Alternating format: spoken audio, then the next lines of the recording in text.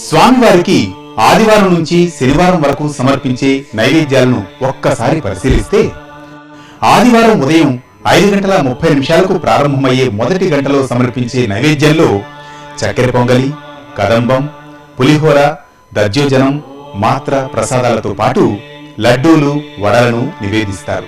ఈ ప్రసాదాలను బేడి ఆంజనేయ స్వామి వారితో పాటు ఆలయంలోని ఉపాలయాలకు పంపిస్తారు.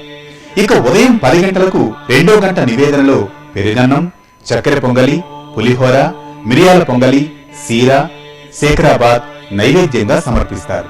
ఇక రాత్రి 7:30 జరిగే 3వ నివేదనలో కదంబం, మొలహోర, తోమాల దోశలు, లడ్డూలు, వడలతో పాటు ఆదివారం ప్రత్యేకంగా గరుడ ప్రసాదంగా ప్రసిద్ధి చెందిన ఆదివారం పిండిని శ్రీవారికి సమర్పిస్తారు. ప్రతిరోజు సమర్పించే నివేదనలో చక్కెర పొంగలి, పెరుగన్నం, మిరియాల పొంగలి, కదంబం, శేఖరాబాద్, మొలహార ఉంటాయి.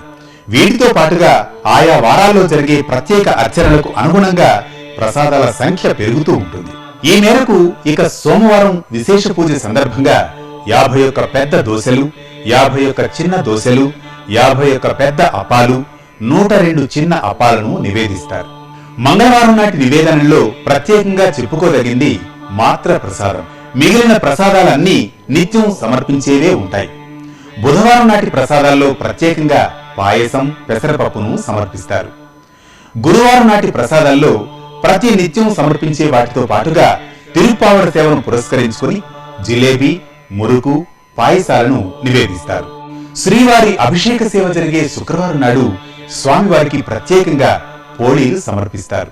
అలాగే శనివారం నాటి నివేదనలో కదంబం, చక్కెర పొంగలి, పులిహోర, దధ్యోజనం, మిరియాల పొంగలి, లడ్డూలు, వడలు, సీర, శేఖరాబాద్, కదంబం, మొలహార, లడ్డూలు, వడలు, తోమాల దోశలను శ్రీవారికి నివేదనగా సమర్పిస్తారు.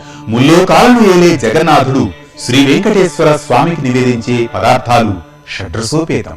ఆ స్వామికి సమర్పించే ప్రసాదాలను స్వీకరించే భాగ్యం దక్కడం మనందరికీ మహద్భాగ్యం.